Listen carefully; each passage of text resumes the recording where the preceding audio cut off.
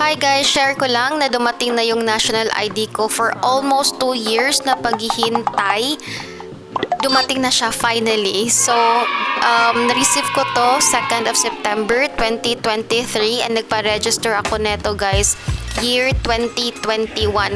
And I forgot anong month na, pero almost 2 years talaga. So, this time, i-share ko sa inyo ano yung ginawa ko, okay? And guys, if bago ka pa lang sa channel ko, please consider subscribing po. Libre lang po mag-subscribe, okay? Alright guys, so yung ginawa ko is nag-email ako just to check kung ano na status ng national ID ko. Kasi upon checking dito sa website na tracking.phl, post.gov.ph is yung result not found pa siya guys. Nag-check ako neto June 25, 2023. Alright, just a little backstory. Tatlo kami na same day na nagpa-register. And yung husband ko and yung sister ko, naka-receive na sila. Like, yung husband ko naka-receive siya ng ID na talaga. 2022 niya na-receive yung ID niya. Tapos yung kapatid ko naman naka-receive ng parang temporary na ID, ganun.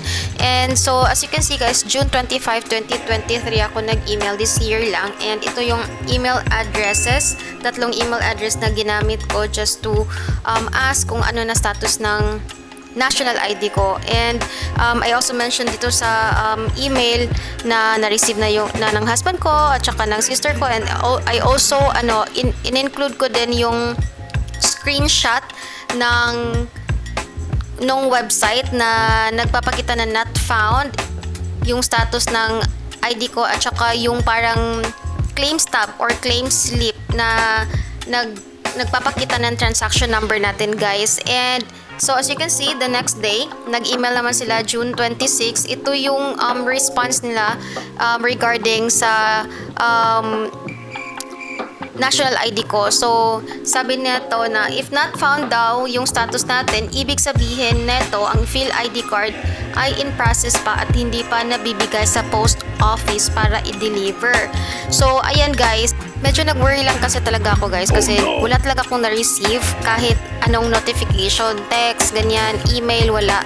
So, unlike nung sa kapitbahay namin, sa mama ko, naka-receive siya ng notification na kunin daw niya dun sa post office, and sinamahan ko pa yung mama ko guys para kumuha ng national ID niya. And ako, wala wala talaga akong na-receive. So, ayun, parang sa isip ko, why not mag-try akong mag-email na lang just to check ano na status ng national ID ko. So, yeah, all you need to do guys is just keep on waiting na lang. Dadating at dadating talaga yung national ID natin. And if gusto nyong i-check or gusto nyo mag-email din, you can also try to send email sa 3 email address na yun na ginamit ko din. So, for sure, mag-i-email back sila or mag-reply din sila if ever na mag-email kayo. And if ever guys, ayaw nyong mag-email, gusto nyo lang i-track yung national ID ninyo, all you need to do is pumunta kayo dito sa website na to, which is tracking.phlpost.gov.ph. Ganyan. So, pumunta lang kayo dito sa website na to, and then ilagay nyo lang yung tracking number ninyo, ganyan. And aside from that, pwede din kayo pumunta dito sa website na to, which is pkge.net, and same process, which is ilagay nyo yung tracking number ninyo para ma-check kung ano na yung status ng national ID. Okay.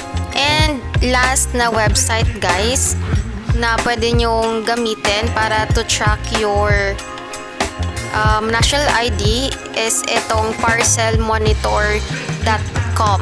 Okay, so same process, ilagay nyo lang yung tracking number ninyo, and then makikita ninyo kung ano na yung status ng national ID ninyo. Kung nagustuhan nyo po yung video na to, please subscribe.